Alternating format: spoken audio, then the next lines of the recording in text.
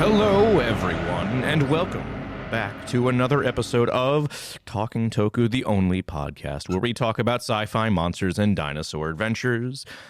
I'm your host, David. I'm also here. I'm Brian. What's up? What's up?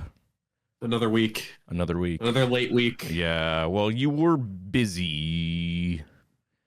Yes, I decided to finally, the first time since I moved here, to go farther south than Seattle. Farther than you ever dreamed, Brian. Yeah, and been to Oregon for the first time, and my review is it's just Washington, but more surfery.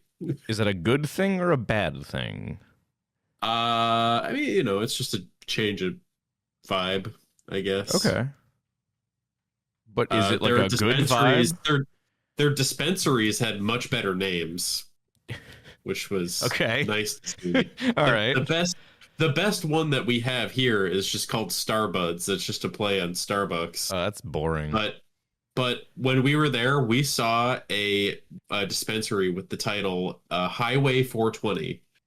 And that immediately put all of the weed shops here to shame. What about the one I took you to when you were here, Brian? Misty Mountain Shop. That's not as good as Highway 420. I don't know.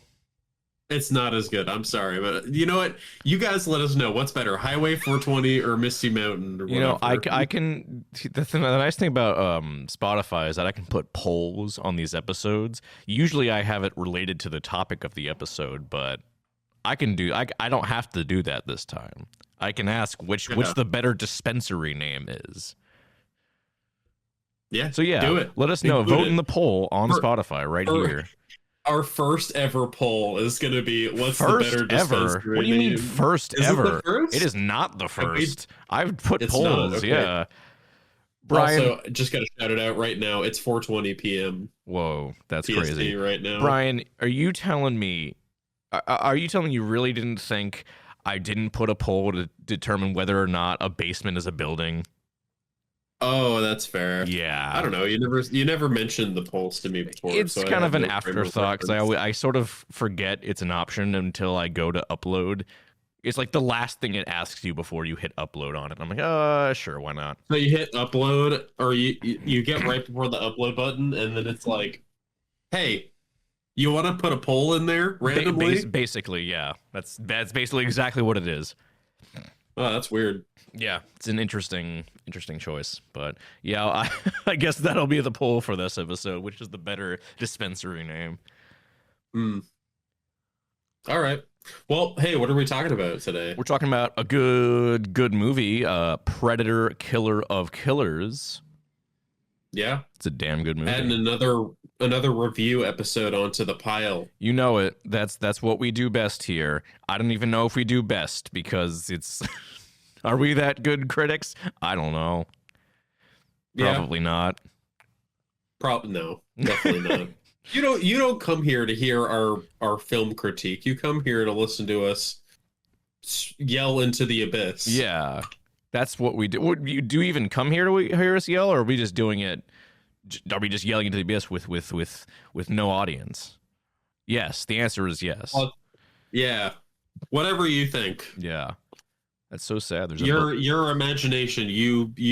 It's your. You know what? Whatever. Wow, you really fumbled that one, huh, Brian? I really did. Wow, good job. I'm gonna put like audience clapping here. Thank you. You should add that one sound effect that I can't remember what it is right now. I'll send it to you later. Okay, that's really helpful, Brian.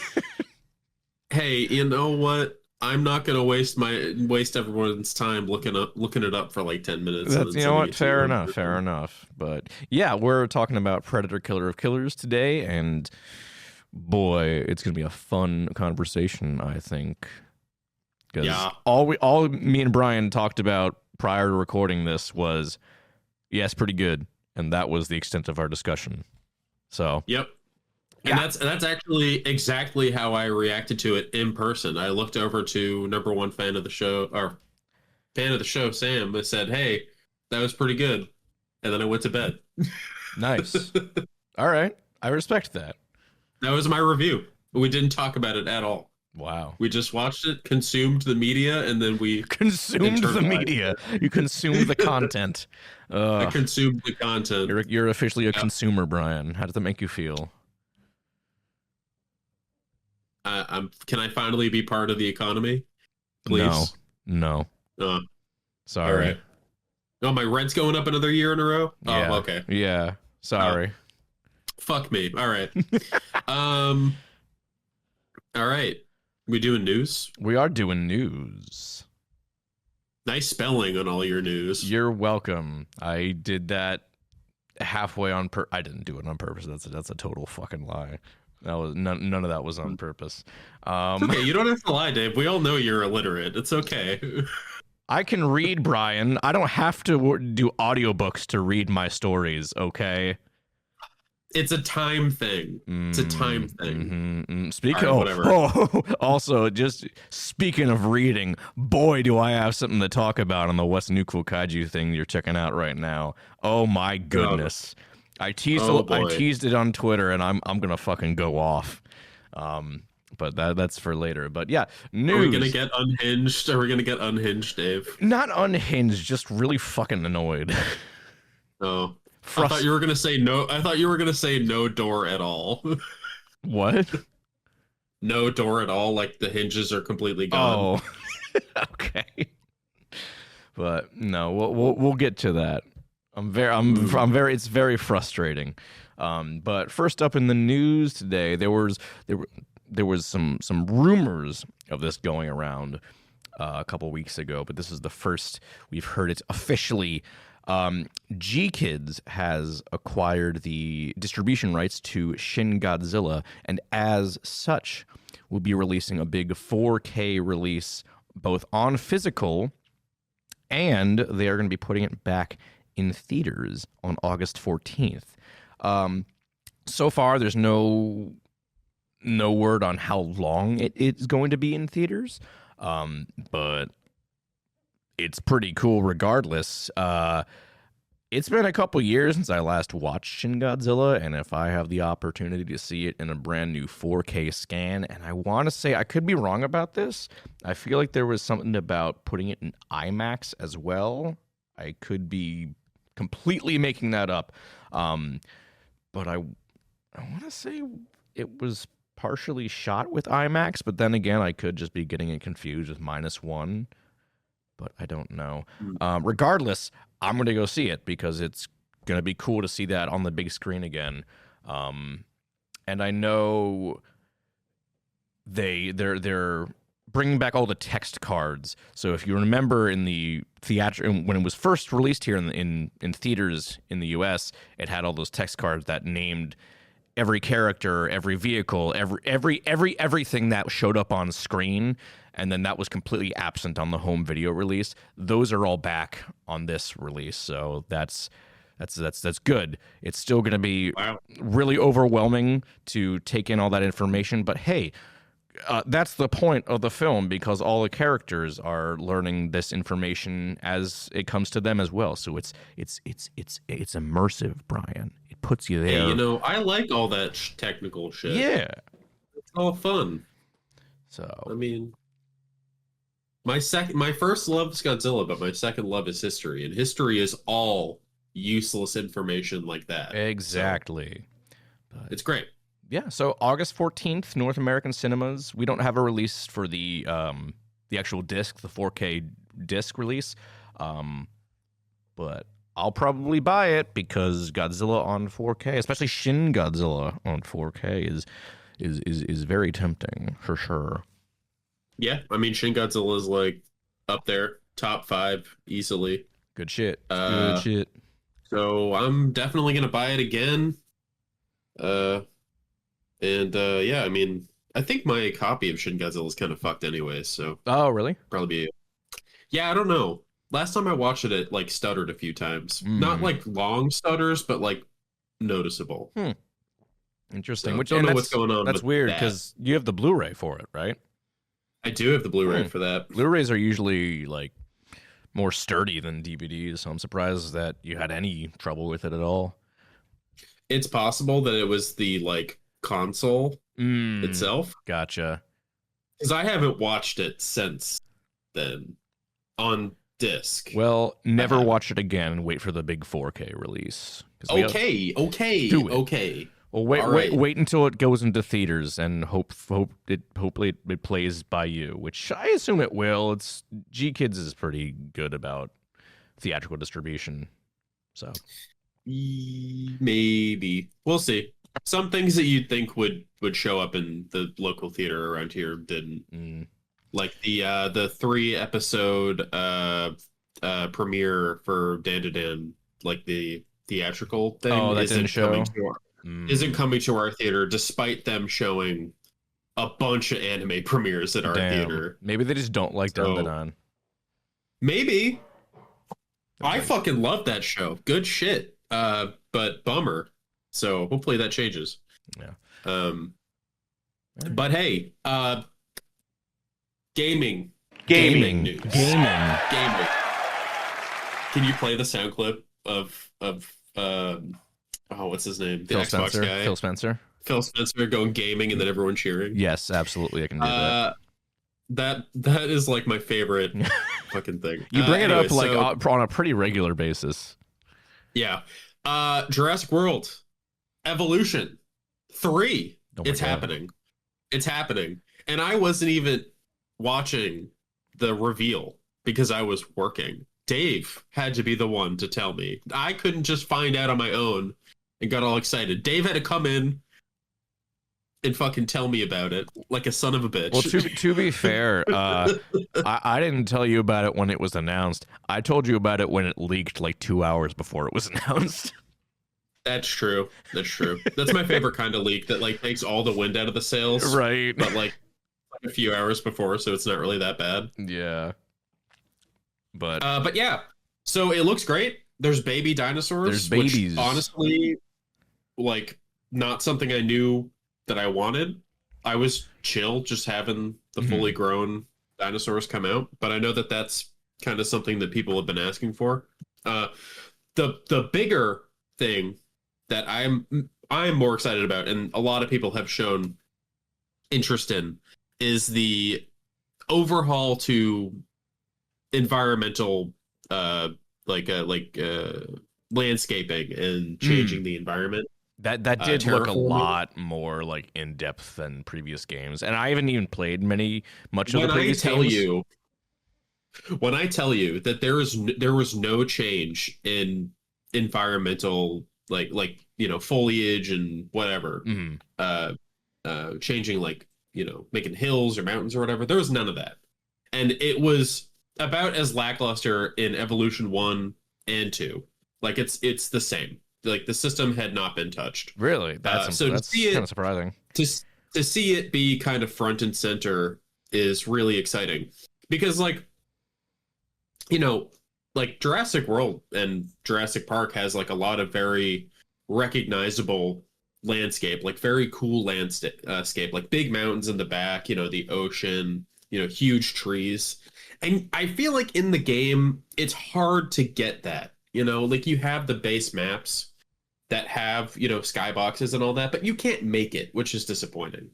So to see them address that is really cool. And I'm fucking here for it, man. Yeah, I didn't think we would get a third one.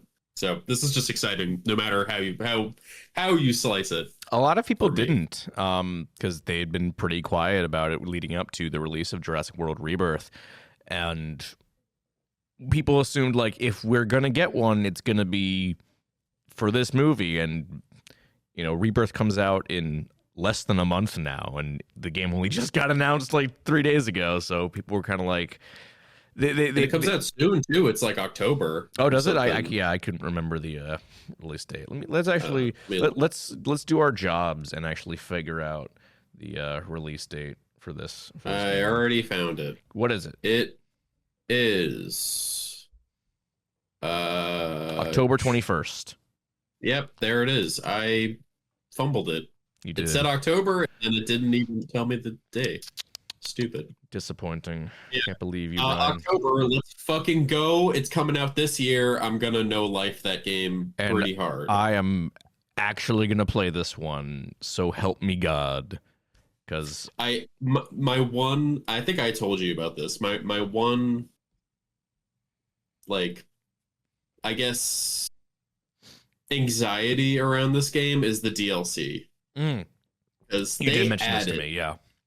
They added everything from one, or just about everything from one, into two. And two is a massive game. It has a massive roster of dinosaurs. So they either have all of them in the base game for 3, or they don't, and then they don't release those as DLC. Because if they re-release them to me as DLC and charge me for them, I will not be happy. Like, fighting games do that a lot, and people don't like it. So, a little worried about that. We'll considering the breadth of Jurassic World Evolution 2. I still think you should maybe fire up like a quick creative game just to kind of get a good idea of the scale of the game. Because that's always when it comes to like making a third game or making another sequel to games with a lot of content, but also a lot of content introduced through DLC, that's where I start to get a little worried. Yeah, I feel like the devs have been pretty like friendly with the community, so I'm hoping that they wouldn't do that. They don't seem like the kind who would do that.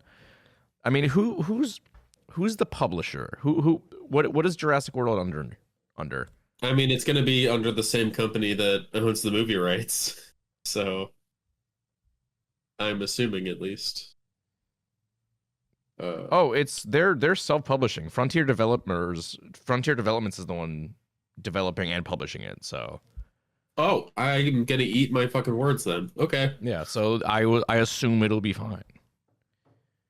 Does that mean this is technically an indie game? Yeah, technically. Huh.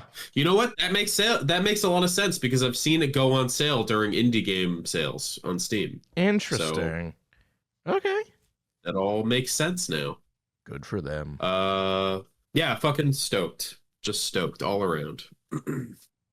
Cool.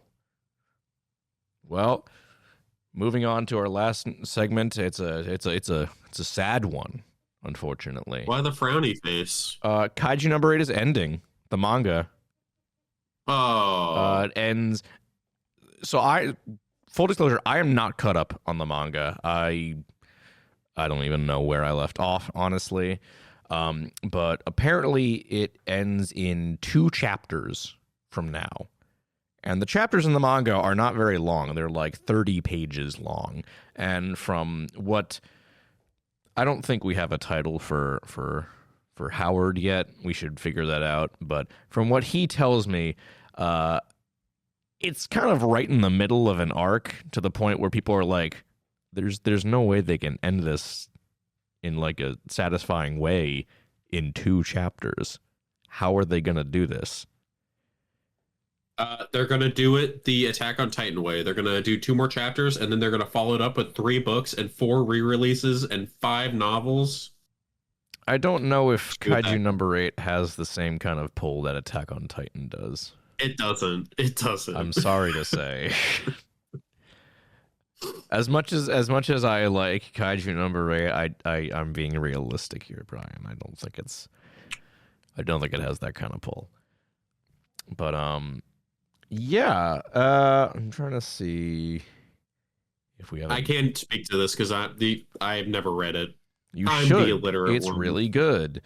The final chapter will probably be July, I think, because I think it's a monthly. It comes out monthly. And chapter 128, which is the penultimate chapter, scheduled for release June 20th, which would mean chapter 129, which is the final chapter, would be sometime in July. So, yeah. Damn. Yeah, that kind of sucks. I guess I should finally catch up on the manga then, huh? Probably. It's like your job. It is my job. I don't get paid for it, but it is my job. So there's that. Yeah. All right. Okay, I have a job and they barely pay me anyway, so it doesn't matter. Fair. Don't expect me to start paying you either, Brian. Sorry. It's been like, what, 5 years? There's no way I would ever expect to get paid from this shit. Brian, what the hell are you talking about? 5 years? I don't know. We just passed like 3. Years. 5. Oh, pretty sure. Yeah. Oh, yeah, you're right. Feels like 5 years. Was it? Wait. Was it 3 or was it 2? I don't even remember. I don't know. I just remember we started. I know it was 3. It was 3. It was 3 years because I remember we had talked to friend of the show Donnie that we did our first year anniversary episode, and then I think we missed the second year and maybe the third. We missed one. Miss the third year. I don't remember. We missed at least one anniversary. We missed at least one anniversary. I don't know how many we missed, but it was one or two. Well, it's 5 years in my head because we've been doing this whole thing for longer than this show existed. Just That's true. Form. Yeah. So lay off a bit. Okay. I'm sorry.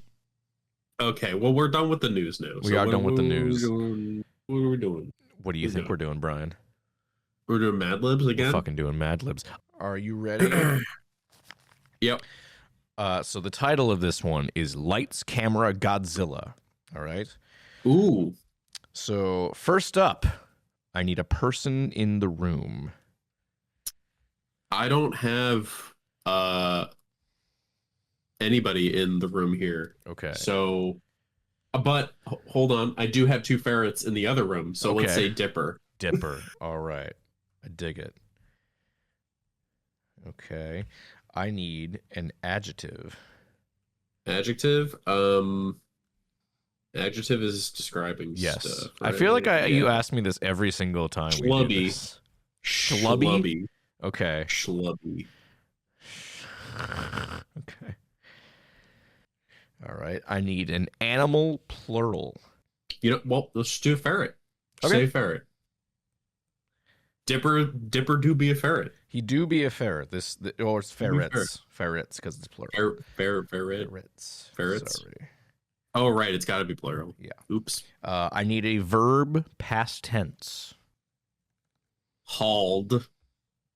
What? Oh, okay. I had to think about that one. I'm like, what the hell are you saying to me right now? Okay. I'm trying to use words that I think of off the top of my head, not ones in my notebook, because I left my notebook in my car. Oh, how could you? So this one's going to be a little bit more like off the cuff, fresh ideas. All right. Yeah. Well, I need a plural noun. Communists. I love how every noun you come up with is like super specific. Sometimes it's really funny. Sometimes it's not. Oh my god, You gotta spend money to make money, Dave. That's true. I need a silly word, Brian. A silly word? Let's go with lubricant. Okay. Amazing. Or just lube. Either one. I already wrote lubricant. I think it's still pretty funny. I think having it like the proper word might be even funnier. I need an exclamation. Lubrication would have been so much better. I should have said that. I need an exclamation. Right, well, you know what? Hold on. I have one for exclamation because I just. All right. What are you doing? Gadzooks. Oh. All right. I don't know. It just came to me. Hey, you ever got one that you want to put in there? You take some of the pressure off me. You just do it. I need a noun. You're the boss. Dave, you're the boss. I'm the boss. Okay. You're the boss. I need a noun. Is Tonka truck a noun? It sure is, Brian. It sure is. Tonka truck. All right, Brian. I have one of your favorites. All right. One of your favorite prompts. I need a celebrity. Oh, a celebrity. Oh no. Who have I been thinking about recently? Who have I heard about recently? I don't know. You brought up Phil Spencer earlier. Oh my God, that's perfect. Phil Spencer. That's perfect. Thank you. Let's do it. Thank you. Half credit for you. You get a gold star, Dave. Gaming. If another noun or verb comes up, yeah. There's actually that's we already went game through or gaming. We already went through our or gamer. We could gamer. Oh, you know what? There is one for gamer. I'm putting it down. I'm not going to tell you what it is. Well, it's occupation. That's man. Occupation. That is an occupation. That's an occupation. It's an occupation. Professional gamer. Yeah. I need a first name. First name. I just wanted to say Phil again. Do you want to do Phil again? Yeah. Okay. Let's just do Phil again. That would be funny. I need another silly word, Brian. Another silly word.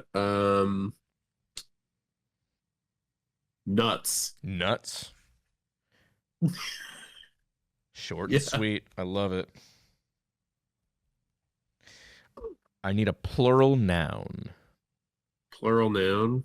Let's go with God, I can't think of anything right now. Tires. What'd you say? Tires. Tires? Yeah. I like that. I need an adjective. Adjective. Let's do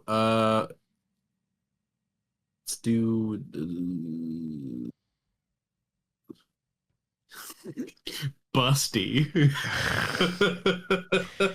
Okay. Wow. Oh God. Oh God.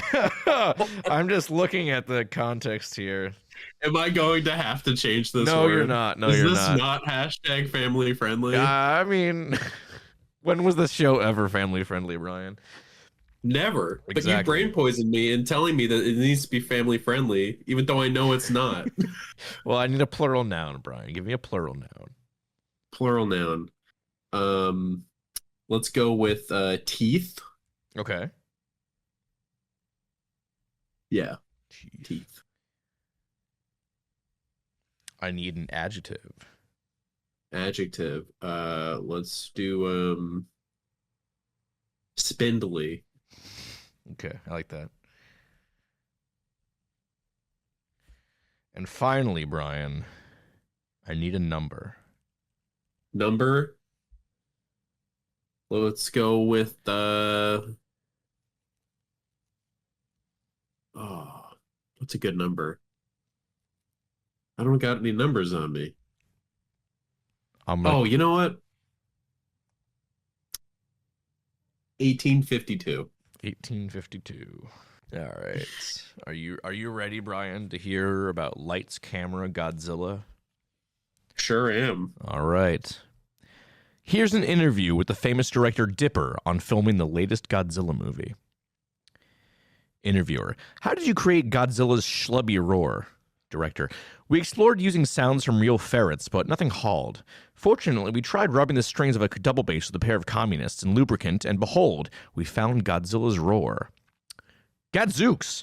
How else did you bring the Tonka truck of monsters to life on screen?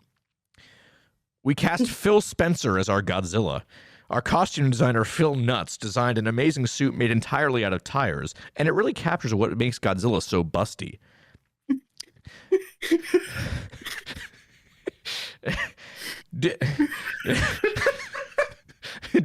Did your lead gamer like the costume? We got some teeth from him about the costume being too spindly.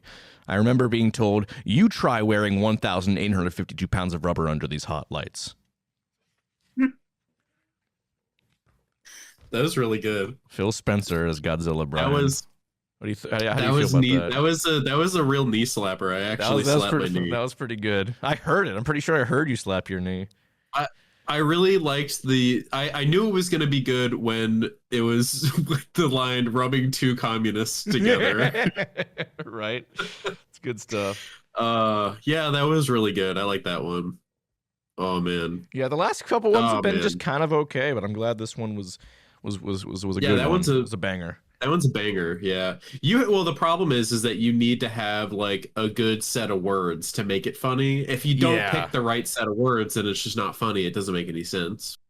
So it's a gamble. It's always a gamble. All right, I'm ready. Is it time to talk about Predator? Yeah.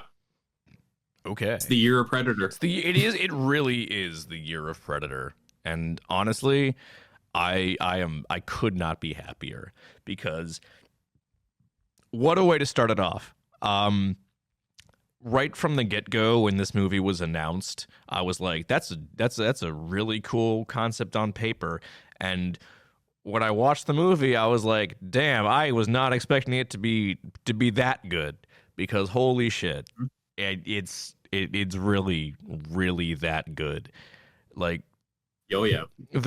My initial reaction to it was like, who would have fucking thought that Disney buying Fox would have been the best thing to ever happen to Predator? Because like, the last thing we got from the Predator franchise was The Predator. That basically put the franchise into the grave single-handedly. And I think everyone kind of assumed that was what was going to happen when Disney bought out Fox. But then Prey happened, and everyone was like, holy shit, that was incredible. And now we have this, and I'm just going off of Prey and Killer of Killers. I'm just assuming Badlands is also going to be peak cinema, because Dan Trachtenberg is now 2 for 2 on Predator movies. Mm-hmm. Yeah, honestly, I think that this movie, because I have always been kind of, when it comes to like the direction of like a franchise, I like, for a while Predator seemed like it was like, we don't know what we're doing. We're just making movies. We don't really have a plan, and sometimes they're good, but there's never been like a through line, like, you know, like franchise stuff. Like, it's always been very loose and kind of shitty. But this movie seems like they are trying to set it reassured me that they're trying to set like a vibe and like a style for these movies, and that they're keeping to it. Because I really like, when Prey came out, I was like, wow, this movie is really cool because it's a Predator movie, but it's in a time and a place that's completely foreign to me, and it's shot really well, and I care about the characters, and the movie does a really good job of kind of like introducing me to this time period,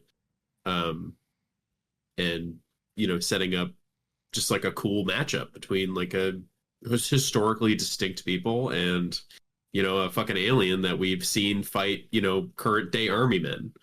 And to see them continue on with that kind of idea in this movie, with the 3 time periods and the 3 different kind of like fighting styles, was awesome. I think that this kind of this movie was the reassurance I needed as a Predator enjoyer, that like, they get it. Like, they know. Yeah. So the thing is, like, when Prey came out, like, that's when we had all these like kind of resurge, because obviously people have been talking about stuff like this for ages now, but that's when we had this resurgence of people being like, oh, put the Predator in feudal Japan, pitted him against prehistoric man, stuff like that. And I feel like if they had continued that, just to do that concept as the like the foreseeable future of the franchise, I feel like it would have been good, but it would have started to get a little stagnant. Doing it like this in an anthology film, 20-minute shorts, and then come in together as in a frame narrative at the end, I think that's the way to do it. That's the way to do it, and also still keep it really, really fresh and interesting. And I respect the hell out of Trachtenberg for doing that, because we don't really know a whole lot about Badlands, but it's very clear that he is doing something totally out of left field compared to Prey and this. Like, it looks like an entirely different take on the franchise. So to me, it felt like it was him kind of taking a victory lap. Like, yeah, I know Prey is good. I know Badlands is going to be cool. How about I'm just going to do a little more for you guys just because I'm so nice. That's what it felt like to me. Yeah, definitely. Like this, but honestly though, big respect to actually having one of the storylines set in feudal Japan, because a lot of fucking like franchises would have sat on that until they feel like it would have been the most financially beneficial time to release a movie. Are you calling out a specific franchise here, Brian? Fucking maybe, I don't know. I'm just speaking from experience, but do you have something specific? I assumed you were talking about Assassin's Creed. Oh, yeah, no, absolutely. Sorry, I didn't even think about that because I don't really give a shit about Assassin's Creed. Neither do I, but like... I meant, yeah, absolutely. Like, Assassin's Creed, people have been fucking begging them for a game set in feudal Japan for, oh my god, I don't even know how long. Like, I started to drown it out like it was white noise, like people asking for Half-Life 3. Like, it was going on for so long. But yeah, definitely. Assassin's Creed, they waited so long just because they figured they could release it at a time where they could make a bunch of money from the hype. Mm-hmm. Didn't work out. I heard it's been more successful than their last couple of games, but probably not to the tier that they wanted it to be. Yeah, which I think is kind of the case for every Assassin's Creed game that is successful. It's just not as successful as they want it to be. But like honestly though, this movie had all of the best matchups I could imagine, like Viking warriors going up against Predator. Fuck yeah, dude. Japanese like samurai and like fucking like was it Shogun dudes? Yeah, or whatever, like going up against a fucking Predator, like in his own style, like, and how each Predator kind of resembles the people that they're fighting. That was fighting style. Such a cool like detail. Like obviously, like you kind of have to do that to make it more interesting. But like you could have just done it as like a normal Predator and just called it a day, and it still probably would have been really cool. But like going the extra mile to have them sort of on par with the warriors they're coming up against, like that's just another added level of like, yeah, they know what they're doing. Like, yeah, to just for a first example, like the first short, The Shield, are going up against Vikings, so who are at the time like probably the most skilled, fearsome warriors on the face of the planet. So you can't just have a normal Predator. You want to have them go up against this fucking enormous Hulk of a creature. Yep. The Big Chungus. Big Chungus. We have never seen a Predator quite that big before. No, he was really big. I was surprised how large. He was huge, dude. And I know he was in the trailers. When he drops down and it's just like and then he just uncloaks and everyone just like looks up at him. I'd be like, in that moment, I would have shit my pants. And probably ran. No, if you were a Viking, Brian, do you really think you'd shit your pants? I don't know, maybe. You're a Viking. I don't know, dude. It's a fucking alien. I guess. It's a fucking alien, dude. I only ever seen people in my life. Maybe a few sea monsters. An alien? Fuck no. Okay. I don't know. Well, you might not know it's even an alien because I was about to say that. On the other hand, it could just be one of the other things that may or may not be like mystical, weird, like Valhalla god shit. Well, yeah, because you hear one of the warriors call him Grendel, as that's in true. like the legend, like Beowulf Grendel, I assume is what they went for. Yeah. So yeah, they might just assume it's just some kind of monster. They probably don't know it's an alien. Yeah. I do like I really like the contrast between these two, the first two shorts and the last one, going to like a World War II setting. And so you have the first two shorts, these super intense people like fighting for survival, and then there's just this dorky kid from like middle America or like what, Florida, I think. I think he's from Florida, yeah. And then he's just like speaking in fucking English and he's just bumbling his way out of this fight. Falling upward, somehow managing to kill the apex predator of the universe. Yeah, it's a contrast that I don't really love at first until we get to it takes a while until we get to like the epilogue where he's actually like working with the other two characters that I can like, oh, okay, I kind of appreciate what they were going for there. He is a good contrast to them when they are physically on screen together. Yes. Spoiler. They show up together later in person. They are not dead. Yeah. They all survive. Correct. Hooray. Actually, no, they do. They all survive. Yeah, they all survive somehow. Except that guy's arm. That guy's arm is dead. Yeah, it's fine. Yeah. He'll be okay. I do I was gonna say earlier, but I figured we'd wait until we talked about kind of the finale part. Mm-hmm.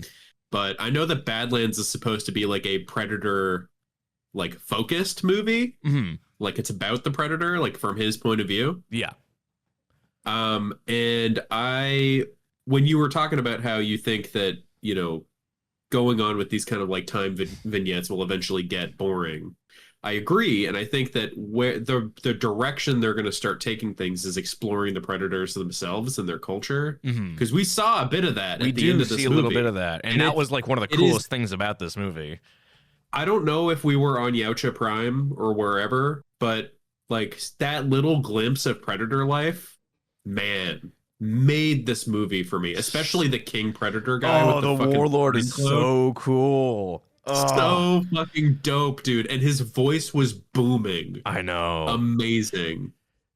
I love shit like that, and I really hope that we get more of that in Badlands, which we probably will, I assume, if it's from the Predator's POV.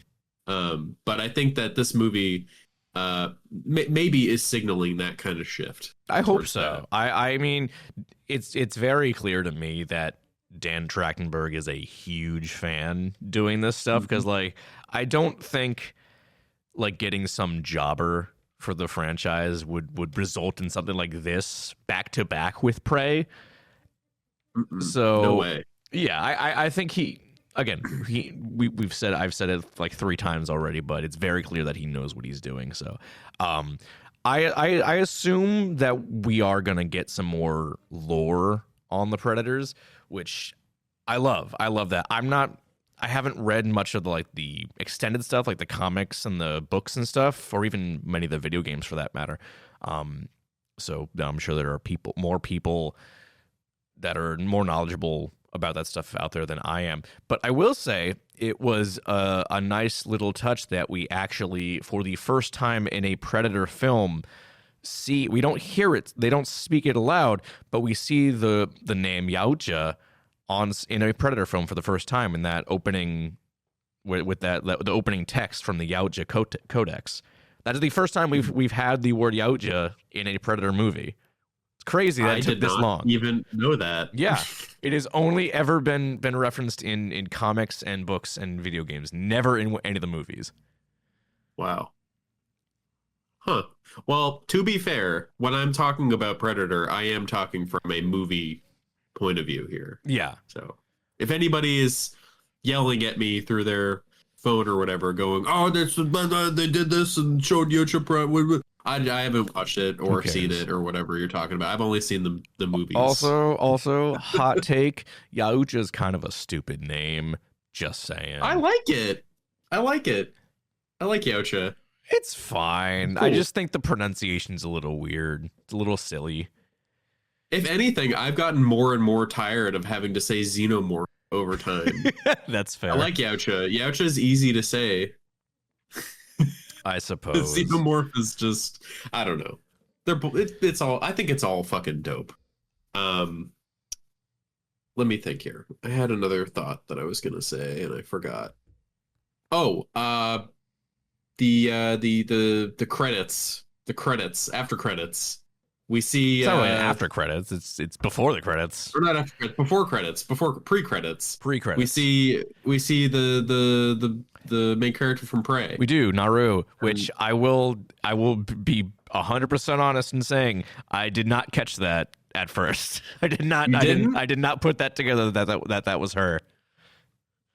So the reason I'm bringing this up is because like, why can't they just leave her alone, man?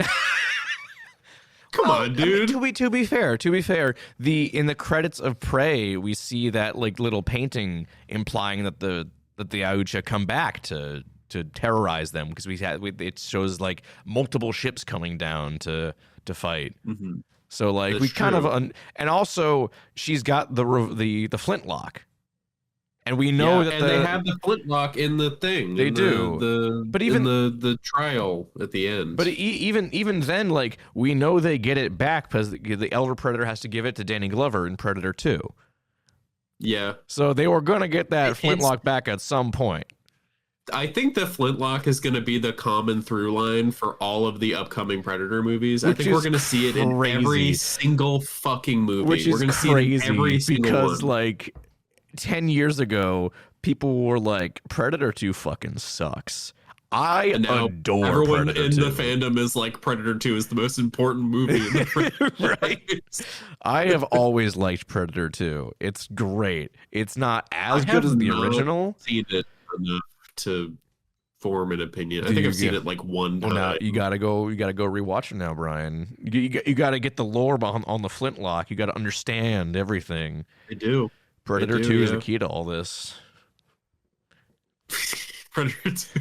I'm just thinking about like the red yarn fucking boards of shit, like, just like connected together. Well, here's what I was gonna say. I think maybe something cool. I mean, what's the purpose of them collecting all these people? I mean, just for fun. I assume to do exactly what we saw in the movie is just make them fight. I guess it's true, but it makes me think that maybe it's kind of leading to like some kind of, maybe there's gonna be some kind of like I don't know, like Prison Break or something. Much as I don't want them to do this, we 2018's The Predator did establish that they were collecting DNA from all kinds of species across the galaxy to make themselves better. I hate that. I hate that too. I still have not seen that movie. You haven't seen it? So I still have not seen The Predator. Oh my God, Brian, we have to watch it. I literally own it in a box set, but I just refuse to waste my time. Okay, we're gonna have you will have to get several ounces of alcohol in me before I even consider it. Well, I'm already gonna tell people. I'm saying it right now. Talking Toku Discord movie night. We're watching The Predator at some point. I don't know when. In that, you know what? With that, I will watch it in that scenario. Okay, cool. But that's about it. Cool. What's gonna happen? But yeah, that's a thing in The Predator. So I don't think I think they're smart enough to realize that like people really fucking hate that movie, and they'll be like, I don't think it's a good idea if we reference this at all. So Dan Trachtenberg probably hates it. He probably does hate it. Dan Trachtenberg probably hates it. I think that they're with this this rebirth of the franchise, I mean, from Prey after, like that they have all the room they need to like kind of go in their own direction. So I think they could probably just retcon that out. I don't think anyone would be mad about it. I don't think so either. And if they are, then they need to get a life and like stop watching bad movies. But what I would like to see is another kind of like play on Predators, where they have people kind of on like a game reserve. I think that would be pretty cool. Okay. Another crack at something like that. Maybe a little different, because I know, Predators was, with like modern soldiers. Mm-hmm. So yeah, maybe there could be some people from all across the timeline that could be really interesting. Yeah. And especially because we saw like some sort of alien creature in there as well. Like having people work with other alien creatures, like that could be really, really interesting, I think. I don't know if they're gonna like sort of continue this story, or if they're gonna just do more short vignettes. That could be interesting too. I don't know. Either way would be good. I would honestly be really okay with whatever they want to do, whether they want to keep doing this kind of thing, or if they want to move on. Listen, I don't know. At this point, Dan Trachtenberg is the Kevin Feige of the Predator universe, so like he so is, and he did not need a GoFundMe to get there. Listen up. This is going to be our new running joke on this show. We're just going to reference that every episode. That poor guy probably gets bullied about that. Yeah, by us. And it's me. I'm the one who bullies him. Yeah, it's us.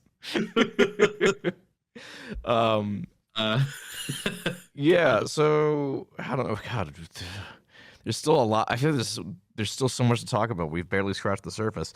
Yeah, we got time.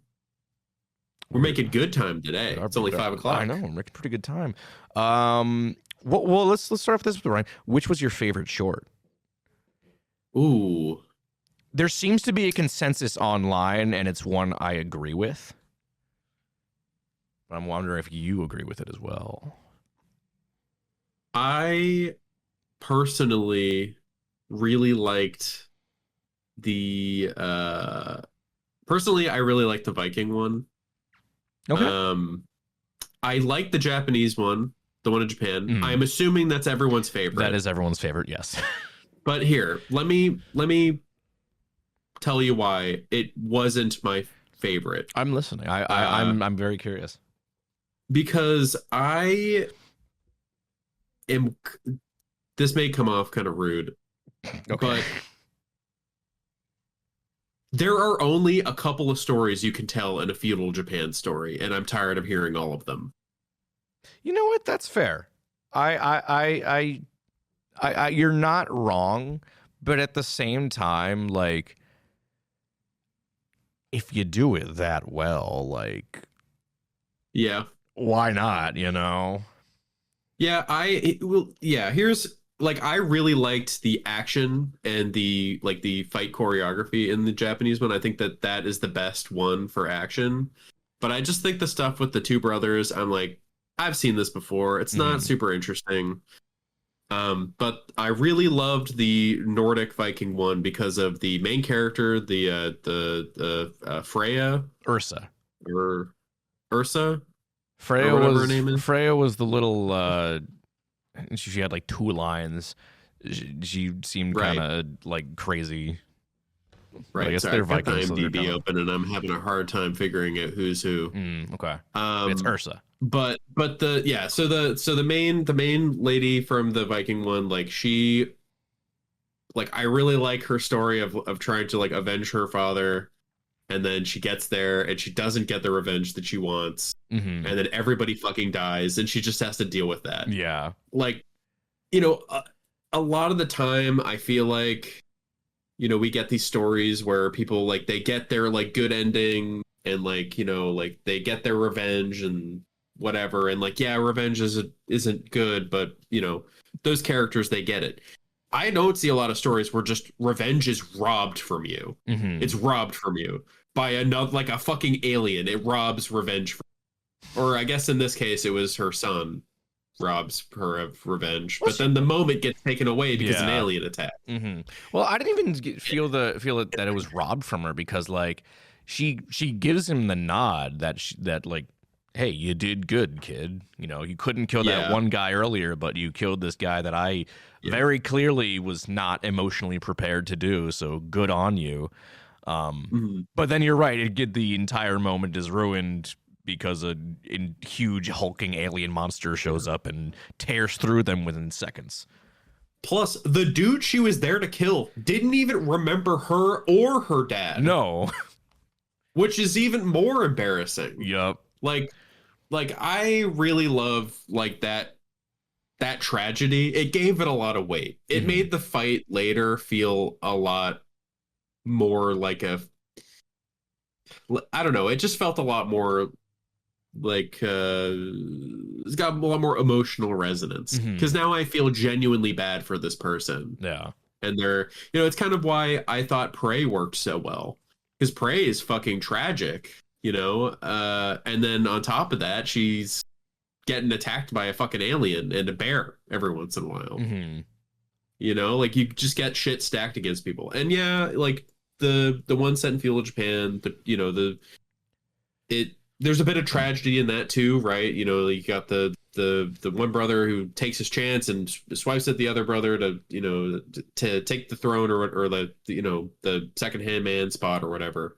But again, I've seen that kind of thing before. I don't know. I'm just kind of over it, I guess.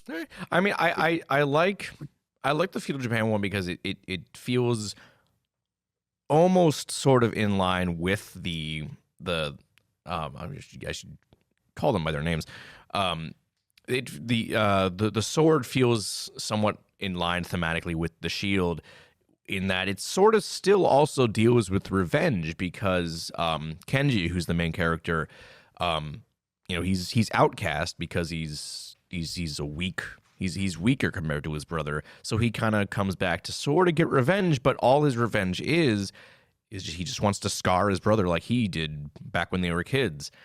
And then that also is robbed from him because his brother gets knocked off the ledge, and up until a certain point, he assumes that he's dead. Like there's that moment of like, oh my God, that is not what I came here to do. Like he's visibly horrified by how everything went down after his brother falls.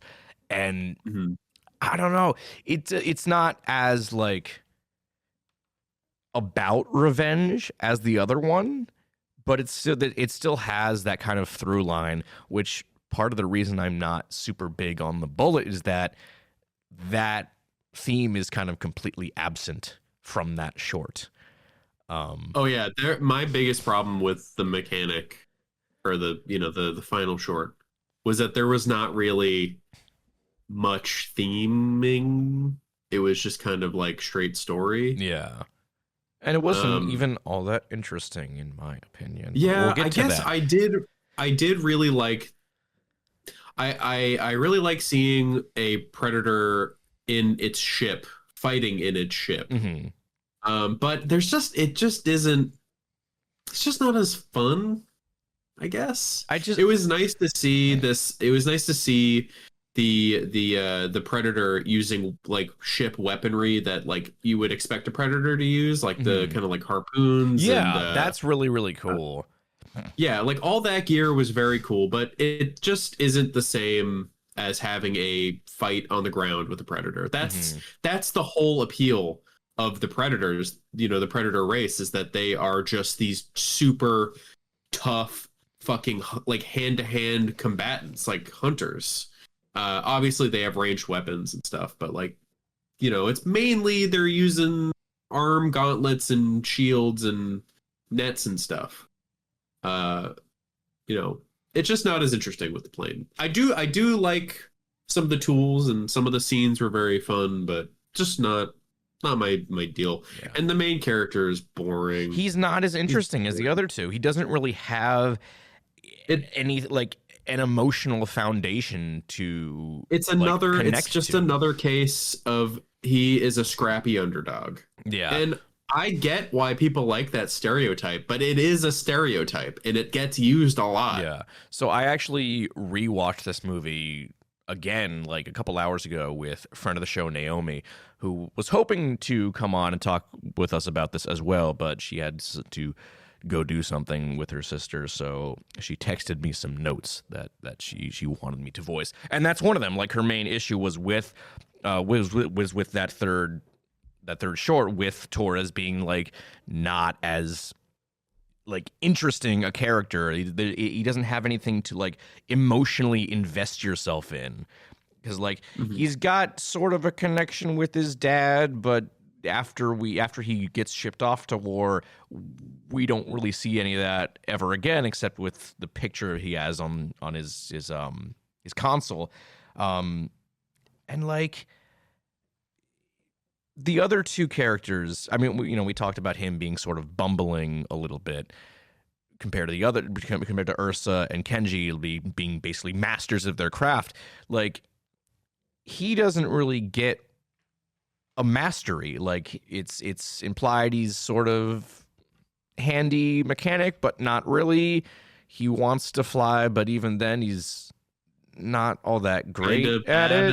Yeah. So there's nothing to really sell him as like a good character, at least until that epilogue when you see him, bounce off Ursa and Kenji. So he kind of provides some levity, but in that specific short, it doesn't work as well. Yeah.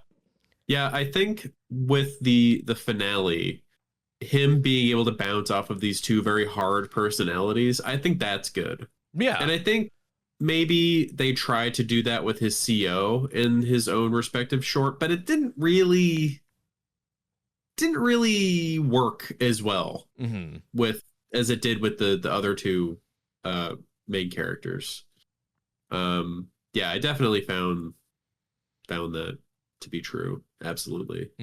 I just thought, like, it was just kind of, he didn't really go through any kind of progression. He kind of just got lucky a whole bunch of times, saw his dudes get lit up, and then he got lucky a few more times and killed the Predator. And then he showed back up. I mean, yeah, he was a great mechanic, but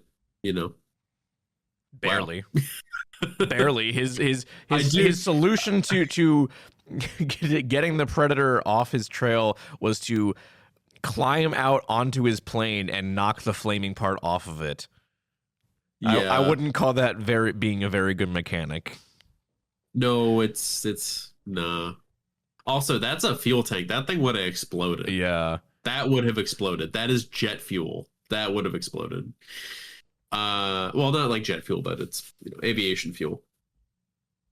I did just have another thought, actually. His short was called The Bullet, right? I think it's called The Bullet. Dude, and not really. Like, he barely shot a gun. Well, no, I think it's called The Bullet because his plane was called The Bullet. Oh, was it called The Bullet? I'm pretty sure his plane was called The Bullet. And that makes it even funnier that he got the pistol, because they don't understand call signs. Right. They should have gave him like a fucking monkey wrench or something. I mean, for how little he used that flintlock, a monkey wrench would have been more effective, I think. Yeah, probably. All he did with it was shoot the axe out of Ursa's hand, and just to distract her.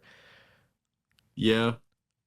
And then he got out of there, and he just kind of showed back up with the transport thing. Cool vehicle, by the way. It looks like a fucking like motorcycle, more or less. It does. The thing about it reminds me of like something like that. Not like color wise, but like it seems like kind of the thing like the Covenant would use. Oh yeah, like Brutes. I was thinking about the Brute choppers or whatever. Yeah, exactly. Yeah, man. Remember when Halo was good? Yeah. Rest in peace. Yeah. Rest in pasta. Brian. All right. Yeah. What's your favorite scene in the whole entire movie? My favorite scene in the whole entire movie was actually the end scene where the Predator is like fucking yelling at all dudes to fucking chase after them. Oh, let's go hunting. Yeah, that's pretty epic. That went so fucking hard. It went harder than it had any right to. Okay. I loved that shit. That shit was so cool. If I had to give like a runner up, probably you think here. Oh, there's that one scene in the feudal Japan story in the Sword where this dude's head gets cut off, but it's like it's not, oh my God, it's not at the neck, it's like the it's like right in the middle of his skull. It's like right in the middle. And yeah, that was cool. The whole fight scene in feudal Japan with the Predator finally showing up, that was really good. I gotta say, I'll get to my favorite scene in just a second, but you bring that up.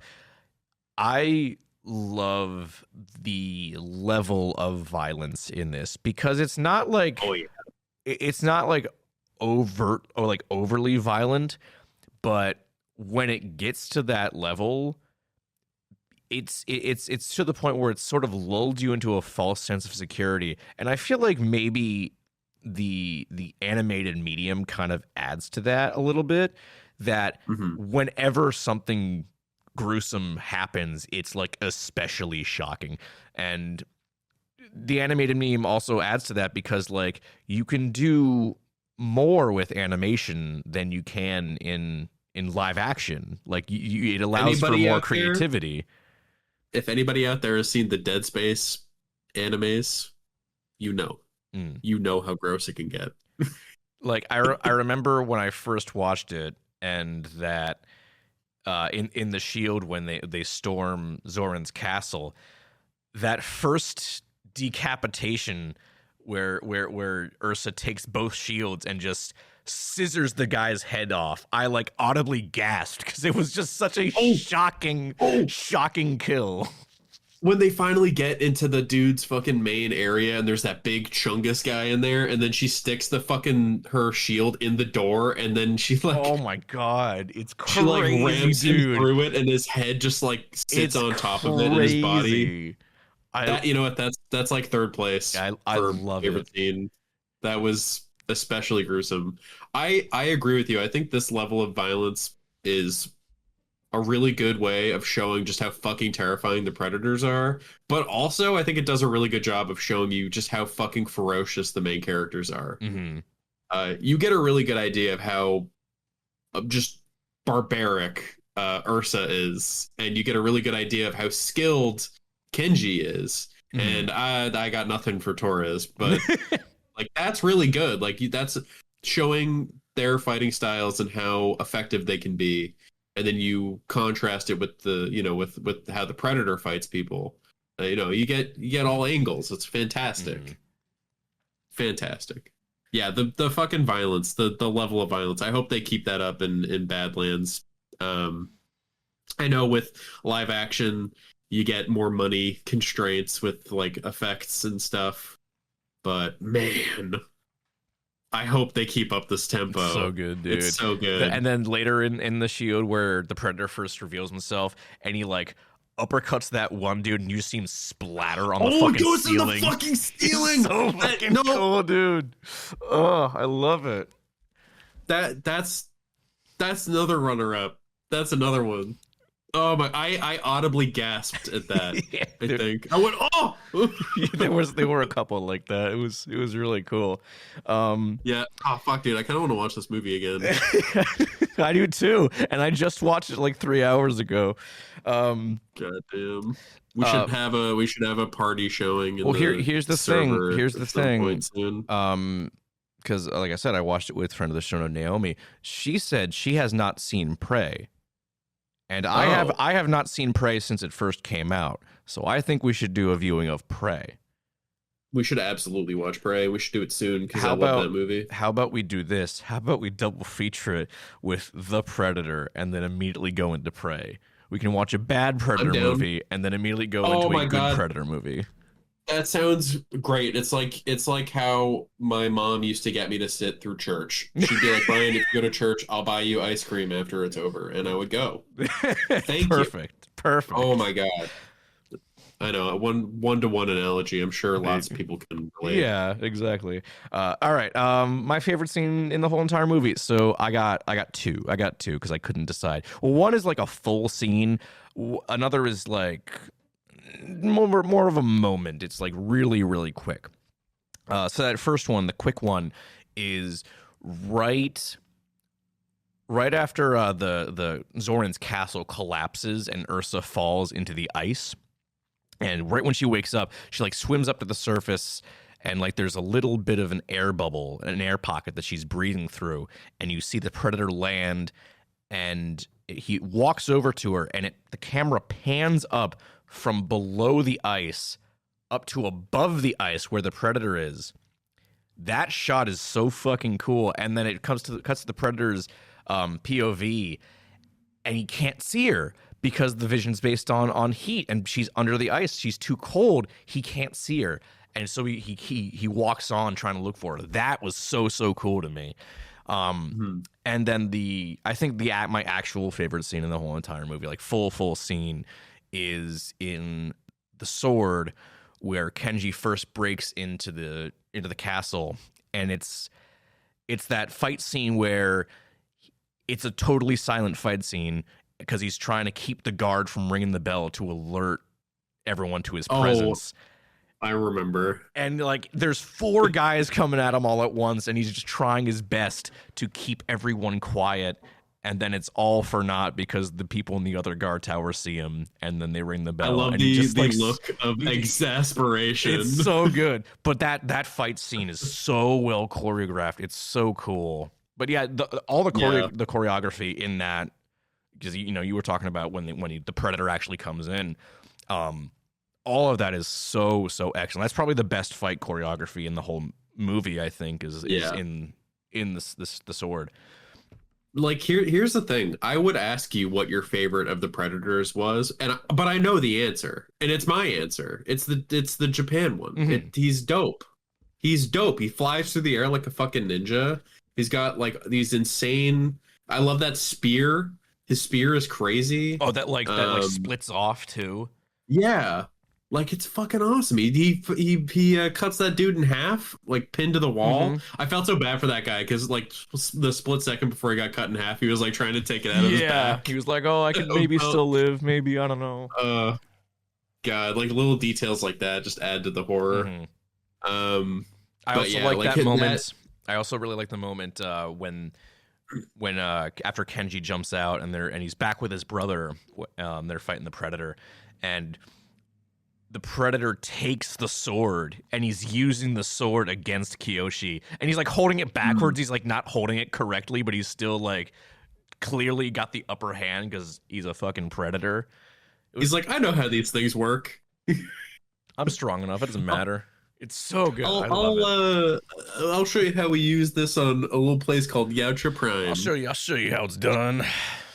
Show you how it's done. Been doing this back in my day. Back in my day, I could hold 7 of these. All right. Yeah, like that. Yeah, good movie. What would you give it? What score? I think an 8 out of 10. Even an 8. I like the 5-point scales. Okay, I'll go 4 out of 5 then. You go 4 out of 5? 4 out of 5. I'm gonna agree with you. Except yeah, I'm gonna give it 4. Okay. I'm giving it a 4. I think the one thing I guess my only notes is that just the last short needed a little bit more time in the oven. Mm-hmm. I think that, and for me, so it's more of a nitpick, honest. I'll admit. The animation is gorgeous, except on like certain close-ups. Certain close-ups, things just look weirdly out of focus. But other close-ups look fine. It's weirdly inconsistent, and I don't quite understand what happened there. For me, I agree. I think that the animation is good most of the time. The only times when I had trouble with it was during a couple of close-ups, and also when it's just people talking. Like the third short was a lot of just people talking, and I think that the facial expressions and like how people look, it doesn't serve well with long dialogue scenes, I think. Much better when it comes to like movement and people doing, actions and yeah. I think I like it much more when it's used in action scenes than that. That was what I was gonna say. Okay. Yeah, that's where we are, I think. That's it. One more thing before we move on, though. Mhm. The pilot Predator. Does he or does he not look like Kano from Mortal Kombat? Let's see here. He's bald. He's got the eye thing. Even his like armor sort of looks like Kano's like usual getup. Let's look this up.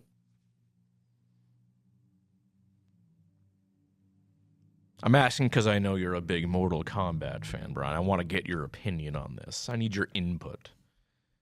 I do like Mortal Kombat. Here's the thing. I see what you mean. Mm-hmm. But if anything, I think his design is kind of leaning more towards Cabal. Okay. And I say that because the way he's got that kind of like fat, like the face mask, like the kind of goes like right in the middle. Okay. It's like his rebreather, Yeah. kind of. Which now that I'm actually looking at this picture, I do like how the rebreather actually like seemingly works with their mouths and how their mouth works. Mm-hmm. I'd like that. That's cool. But yeah, with his eye covering and that kind of rebreather, and then the kind of like pokey bits on the side of his head, I think that's going more towards like Cabal design ethos. Okay. If he had a laser eye, though, then we're talking. He is bald, though. We've never seen a bald Predator before. Kano's not always bald. In the newer games, Kano is not bald. I guess that's fair. In the older games, he was. Yeah. Still, Do we've never Predators get tattoos. I mean, I'm looking at this picture. It kind of looks like he has a tattoo in this. Oh, that's fucking sick. I hope we get Predators with tattoos. I mean, you get a Predator with a black dragon tattoo. Here, shoots a laser beam out of his eyeball. Maybe that's just like the patterning of his skin, but like that kind of looks too intricate to be skin pattern. I don't know. You tell me. I think that's skin pattern. Think so? I do see what you mean, but I think it's just like weird shading. Okay. Yeah, I don't know. Or maybe he's balding.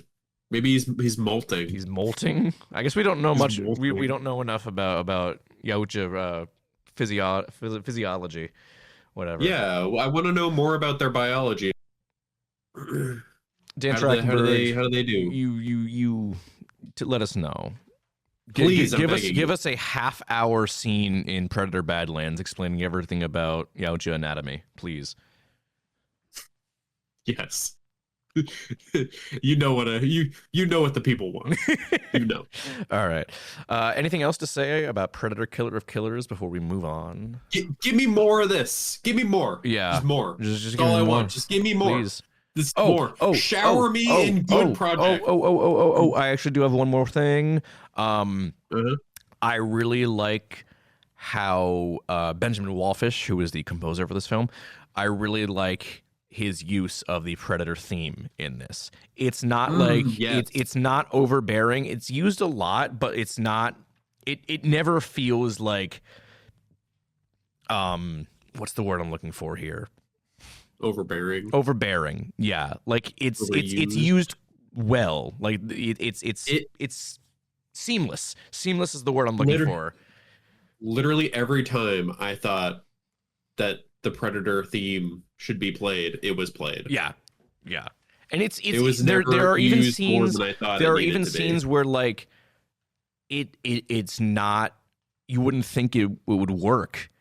Like like during Kenji and Kyoshi's fight scene, it starts to play and it's like it just sounds right. Like the Predator's nowhere to be seen at this point, and it just sounds right for the scene. It's really, really well done.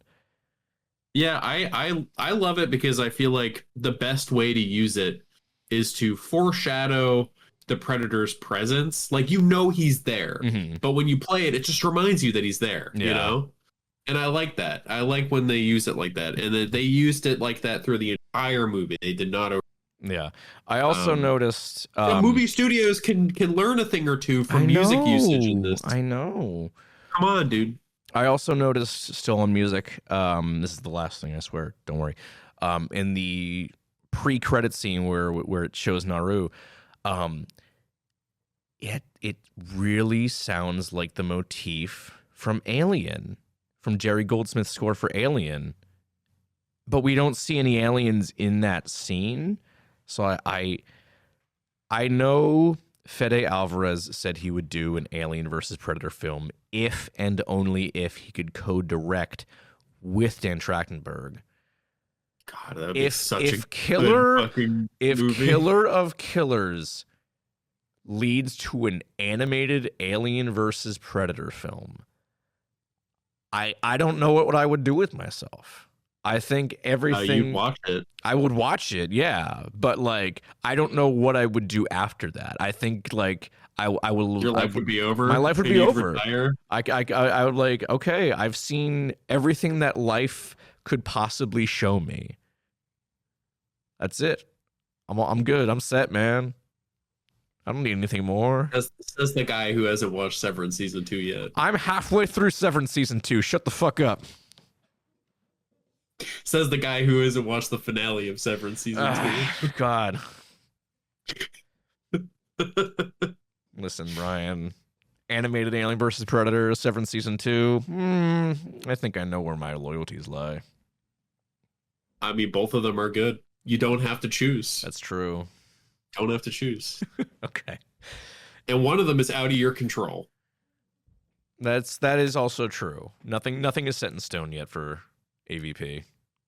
But I hope. But with how things have been going with both Alien and Predator, why not? I mean, I'm hopeful. Hey, Elle Fanning's character, we already know that she is a Weyland-Yutani android, so we're already on the we're already on our way. Okay, that's that. I think that is it for Predator Killer of Killers, unless you have anything left to add, Brian. No. Okay. Nope. Cool. I'm ready for our final segment. You're ready to go off on someone I've gone off on before. Ooh. Well, then we'll just get me out of the way first. What have I been doing? Oh, what have you been doing? You and I defended Super Earth. We did defend Super Earth. Not as much as other people did, but we not as much as the Chinese. Not as much as the Chinese. But we did our part. You know, we did our part. I gotta give big respect to Asian players. Japan, South Korea, China. You guys get big respect for your gaming skills. Like, you never cease to amaze me. The fact that they single-handedly saved Helldivers 2 from getting wiped off of all of our drives and being deleted forever because the Illuminate won. They saved us. Could you imagine if Arrowhead did that? They were like, all right, you guys lost. Game's done. Did I tell you about my theory? Or did I feel like I told somebody about my theory about what the funniest way to do that would have been. I can't remember. Which was we lose. The game gets deleted off of everybody's hard drive, removed from everybody's. But then Arrowhead gives everybody a 100% refund, and then the game just lives on as like a collective consciousness fever dream. That would be pretty cool. I don't know what, like no harm, no foul. Everyone gets reimbursed 100%, including what they paid for in super credits. But then the game is just gone. I don't even know how that would be feasibly possible to do. I have no idea because it would not account for like piracy. Or whatever. Right. So I don't know. Yeah, but that would be pretty baller though. would be fucking hilarious. God. Yeah, other than that, nothing. Well, we didn't talk about it in the opening, but Resident Evil 9 got Oh, announced. right. Resident Evil 9. Coming. That was pretty sick. So, I'm excited. I'm hearing pretty rumors dope. that our boy is back, Brian. Who, Leon? Yeah. That's the I rumor. fucking hope so, man. I saw the new main character, or I'm assuming main character, the lady who is definitely not Light from Death Note. And I was like, I don't want to play as her. I want to play as Chris Redfield with his gigantic muscles. Well, I'm hearing there's supposed to be two main playable characters. I don't know if that's going to be her and Leon or something, but I know that she's the daughter of one of the main characters from Resident Evil Outbreak, and I know people like Outbreak, so that's something, but I've never played Outbreak. Outbreak? What the fuck is Outbreak? I think it was on the GameCube. I could be wrong about that. But it was like a co-op. It was like an online co-op game, but because it was the GameCube, they didn't have like voice chat. Huh. Yeah. Interesting. Mm-hmm. But apparently people like it, so I don't know. It sucks because I love Resident Evil, but I have not played the early portion of the franchise. I haven't played any of the original games. Like before 4, I guess. Played original RE4. Oh no, and I haven't played any of PlayStation the 2, not GameCube. My bad. I was gonna say GameCube seems weird to have multiplayer on. Yeah, but I guess so. It was the first entry in the Resident Evil series to feature cooperative gameplay and online multiplayer support. Oh wow! Wild. Fancy. Wow, that is pretty fancy. But yeah, I'm fucking psyched no matter what they do. Resident Evil 8 I thought was a great game. Had a giant woman in it, and everyone loves that. Yeah, to the point where they brought her back for the announcement. Oh yeah. Oh yeah. She's not in the game, I don't think, but she's no. Well, she's dead. There's no way. Yeah. Well, I meant the actress, not the character. Oh yeah. Well, yeah, but she's kind of become a meme. That's true. You know, in the community. Mm-hmm. She did a bunch. Didn't she have a cameo? I feel like she had a cameo. She should have a cameo. But yeah, so I'm excited. I'm probably gonna play some Resident Evil games this year at some point. We should play Resident Evil 6, Brian. We should. The only problem is that game sucks. Yeah, it does. And I hate playing it. We always sit down and we're like, oh man, I can't wait to get drunk and then play Resident Evil. And then we play it for an hour. We play it for an hour and give it up. We play it for an hour, we get frustrated with the controls, and then we quit. Yeah. Rinse and repeat. Rinse and repeat. Yeah. That's about that's how it goes. We'll eventually do it. Maybe we'll get a stream going and have some people. We did that last time, and we only went for like 2 hours. Yeah. Well, hey, it's better than 1 hour. It made us go a little bit longer. That is true. Yeah. Oh, I finally beat Dave the Diver. Oh, I saw that. I was looking at something on Dave the Diver, and I saw you had the achievement for beating the game. It popped for you. I did it. I beat it. I killed the Chronosaurus. Yeah, good game. Good game. Fantastic. And that's it. I think that's all I've got. Nice. I still gotta get that Like a Dragon DLC. Oh yeah, I'm still bummed that I cannot play the Godzilla one. I'm actually so bummed that I don't think I'm gonna play Dave the Diver ever again. Yeah, probably not. I'm just so bummed I can't play it that I just don't really have the. I guess I just don't feel like it. I don't know. I just want to see my man. I want to see my guy. How about this, Brian? I will start up another save file. I will play up until Godzilla happens, and then I'll wait until the next time you're in town, and then you can play it. Nah, I'm good. Okay. Too much work. Too much work. It's more work on my part than yours. Yeah, but then I'd be pressured to beat it before I left. I guess that's fair. And that's too much pressure. And also that means I'd have to sit in your stink ass room. I'm just kidding. That was too mean. That was mean. Wow. I'm offering to help you play a game that you can't play, and you're just. Hey, I'm just salty. I'm salty right now. I can't play it in the comfort of my own. Because Toho loves money. This is true. Anyways, all right. I gotta talk shit. All right, I gotta talk shit, Brian, about my favorite author of all time. Steve Alton. I know where this is going. Steve Alton, author of The Meg. Jesus fucking Christ.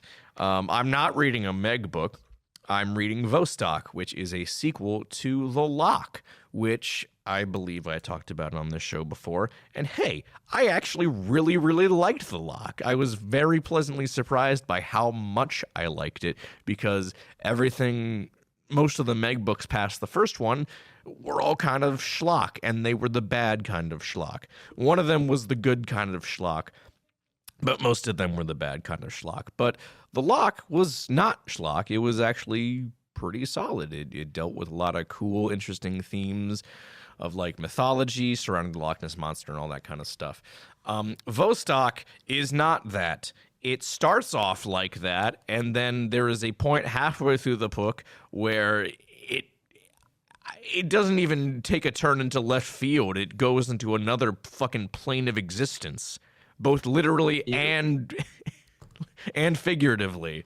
Because, okay, so when I say literally and figuratively, I mean this, because the book is about they find evidence of life in Lake Vostok and Antarctica, and they call Zachary Wallace, who is the main character in The Lock, to come see it, because they're like, hey, you killed the Loch Ness Monster, and we think there's might be some weird monsters down in Lake Vostok. Can you like help us make sure that's not the case? And he's like, sure, I guess. I don't really know if I have the know-how for this, but if you really want me to, sure. So they go down, and the first half is really good. I really enjoyed the first half. I was like, man, now I remember why like Steve Alton was kind of well regarded as an author. Like, this is really good. And then on the trip down there, all of a fucking sudden the book becomes about government conspiracies and aliens. Oh. Yucky. Yeah. It's so out of left field, it's not even funny. And then they get down there. They get down to Lake Vostok, and Zach finds this alien UFO that has been buried in Antarctica for untold eons. And it starts to become about like why life is here on Earth, like creation myths and shit and multiverses.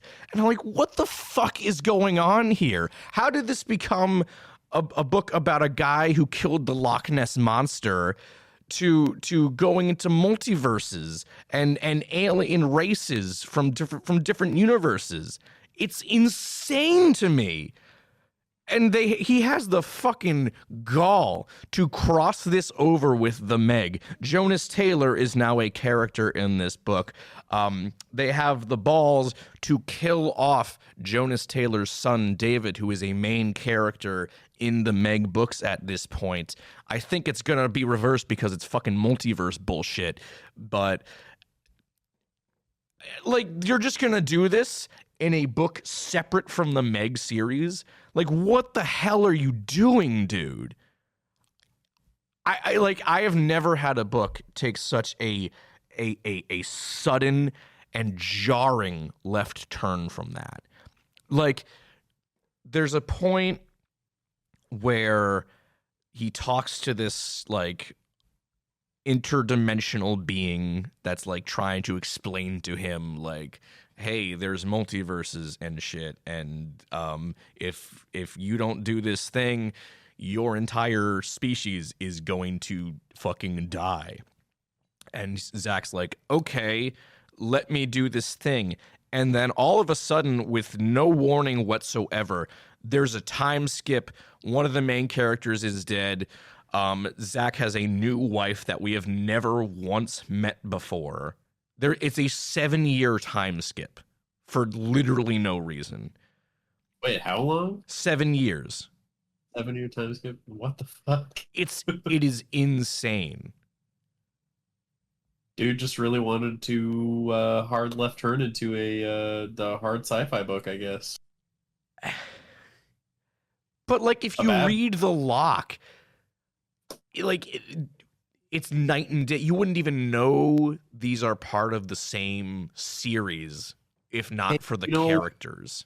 Give Steve Alt the break. Maybe he doesn't know. No. Maybe he doesn't know how to use computer, and he accidentally merged like 2 Word files together. It really does feel like that, though. It feels like he had 2 different ideas for a book and just smashed them together and hoped for the best. It's crazy. I went from like really, really liking it to really, really hating it in like a day. That's so disappointing. Jesus. Yeah. Are you gonna keep reading it, or are you just done?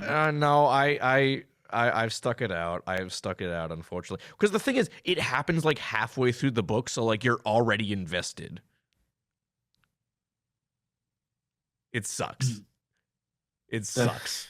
Wait, so how much farther have you gotten? I've been reading the whole time. Like I have like 3 chapters left. Oh shit. Okay, so you're like wait, you're in the shit. Yeah. I will say at this point in the story, Zachary is no longer in his body. He is now in a different consciousness in an alien's body, like 1,000,000 trillion years ago. That's where we're at right now, Brian. Because it's all about like the soul stays alive after the body has passed on and it inhabits different beings, and you can, through like weird meditation, you can like access the memories of other beings' bodies your soul has inhabited. Yeah, does this sound like a book about the Loch Ness Monster, Brian? This sounds like what I hear come out of the like people on the street who are like going through some shit. Yeah, it sounds like that, doesn't it? Don't it? Sidewalk. Yeah. Damn. It's fucking insane, dude. It's insane. I guess it's hard for me to understand because I didn't like whatever. I'm doing. I'm concerned. The Loch just sounds like a book about the Loch Ness Monster. It is. I really like the Loch because it's not 100% about the Loch Ness Monster. It's also about like the culture surrounding the monster, like in Scotland, and you know the mystique surrounding it. Not just about the monster itself, but like it's there's sort of a bit of conspiratorial stuff as well, but more in the fact that there's like a secret society who has like protected the monster, like for hundreds and hundreds of years. Like that's really interesting. That's really cool. Interdimensional aliens in the sequel, boring, not confusing and stupid. Bad book. Yep. Bad book. And boring. Come on, man. But yeah, doesn't Steve know that interdimensional aliens have been done to death at this point? Yeah, I know. You gotta do them well if you're gonna do them at all. I feel like there's something good I can talk about. I don't know. That was too. I'm too mad. I'm too fucking mad. All right. Well, let's get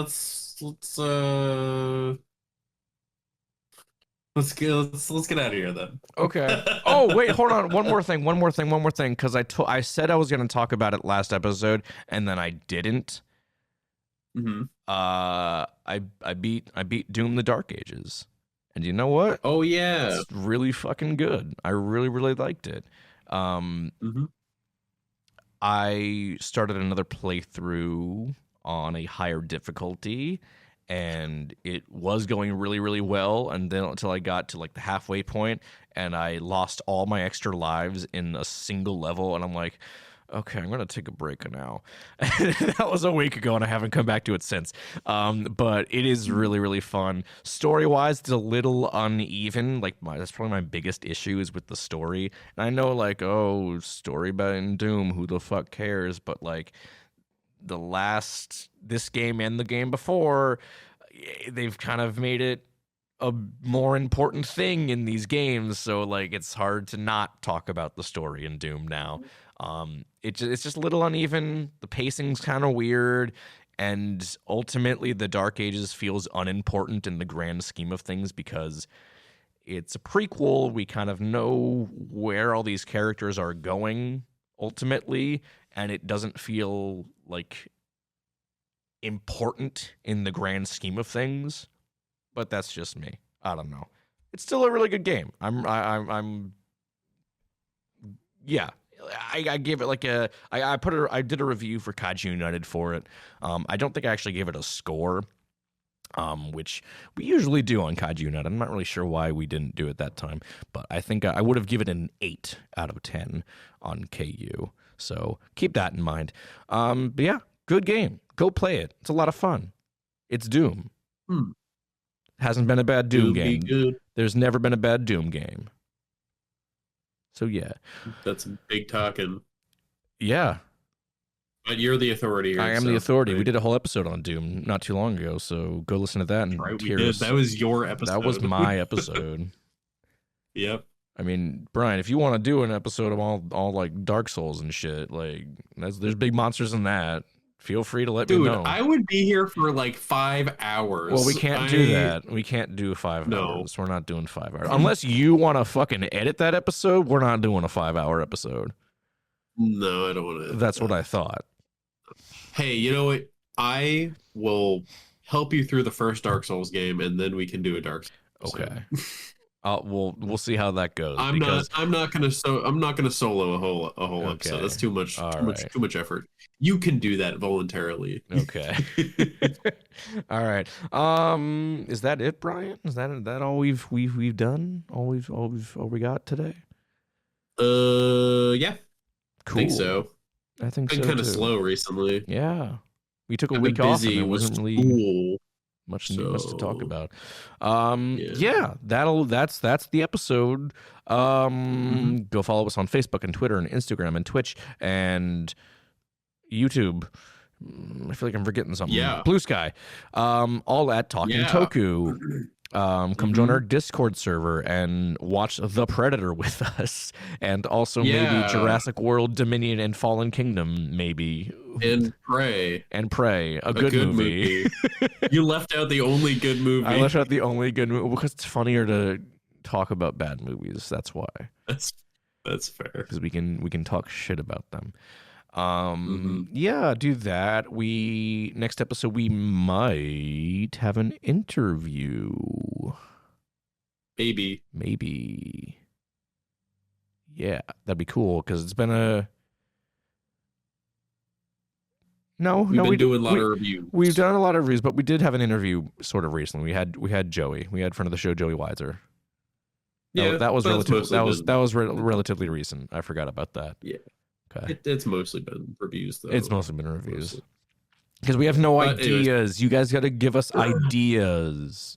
Give us ideas of what to do. Or I'm going to dox Brian again. I can't think about things. I can't think about ideas. Motherfucker, because Brian's too busy using my brain cell. Yeah. I mean, you can use that brain cell and you can give me ideas, Brian. I got to use it for schoolwork. Oh, my God. Fine. I was using it earlier today, looking for phytoplankton under a microscope. I mean, that's pretty cool. It's pretty cool. Okay, well, I gotta go. Okay. So let's say goodbye, everybody. All right. I'm heading out the door as we speak. Oh, goodbye. There he goes. Bye, Brian. Everyone say bye, Goodbye. Brian. Put in the comments. Bye, everybody. Brian. I'm waving. You Goodbye. can't hear. I'm waving. Bye.